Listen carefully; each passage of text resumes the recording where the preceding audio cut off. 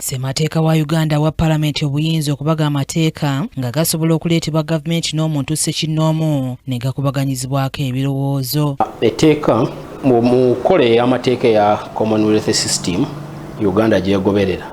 Etteeka litandika nga gavumenti yereeta etteeka naye nga tusobola n'okufuna betuyita ba private members ababaka ba parliament individual ne baleeta etteeka naye largely gavumenti initiating oba yetandika amateeka nga gavumenti etera kuyita mu attorney general oba mu ministers abakwatibwa ku nsonga ezo ziba zigenda okukwatibwako etteeka eryo. Munnamateeka Julius Maka Mutawo okuva mu Wakabian Company Advocates atubuulidde ku mitendera egiyitibwamu okubaga etteeka era agamba nti kitandika nga kiteeso okuva eri gavumenti oba omuntu ssekinnoomu. Gavumenti bw'ereeta ekiteeso ekyokukola etteeka eppya ekyanjula eri Parliament n'ekisindika mu kakiiko akakola ku by'amateeka Legal and Parliamentary Affairs Committee ne basooka ne beekenneenya proposal y'etteeka eryo. Bwe beekenneenya proposal eyo nga ddala gavumenti byeproposinga okuleetanga etteeka biyamba bannayuganda awamu n'eggwanga okutwaliza wamu.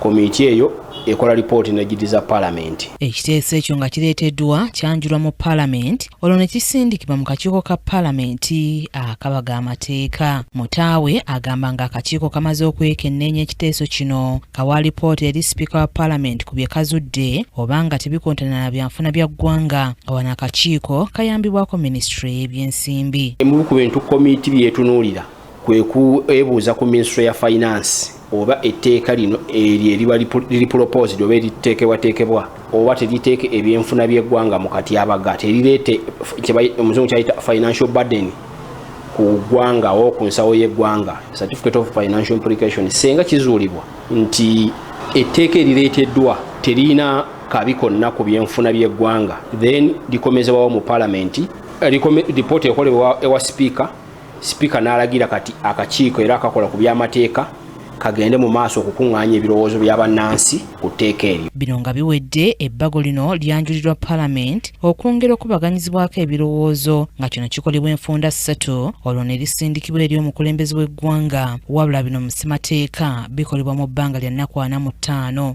Etteeka okuva mu Parliament etteeka lyateekawo ennaku 45 okuva ku first reading okutuuka ku tteeka we liyita. Then bwe basindika wa President awo tewaliwo obudde bugere.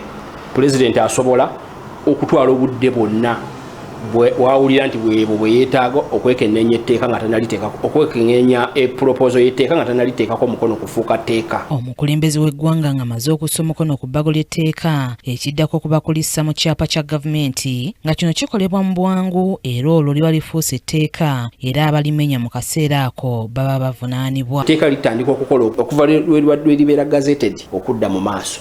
So terisobola kukomawo kudda mabega.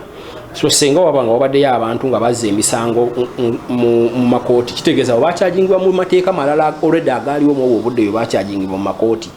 Bw'oba oyagala kuba kyajinga tosobola bakyajinga ebyo byennyini emisango egyo mu tteeka lino eppya nti because we babikolera etteeka teryakola teryaliwo. Mutaawo agamba wadde ng'etteeka liyita mu mitendera gino singa waba walyemulugunyaako wadde nga liba liise lisobola okolebwamu ennongoosereza nti kyokka lisobola n'okugobwa nga likyali bbago mu Parliament singa olyaddukira mu kkooti ensukkulumu. Singa etteeka lyonna likolebwa nga liyina akawaayiro ka ssemateeka ne bwe kaba kamu bwe kati gekatyoboola awo osobola okuddukira omuntu yenna munnayuganda asobola okuddukira mu kkooti ya ssemateeka n'agitegeeza nti etteeka eryakoleddwa lityoboola obuwaayiro bwa ssemateeka oba akamu ku buwaayiro bwa ssemateeka oba lityoboola ssemateeka yenna.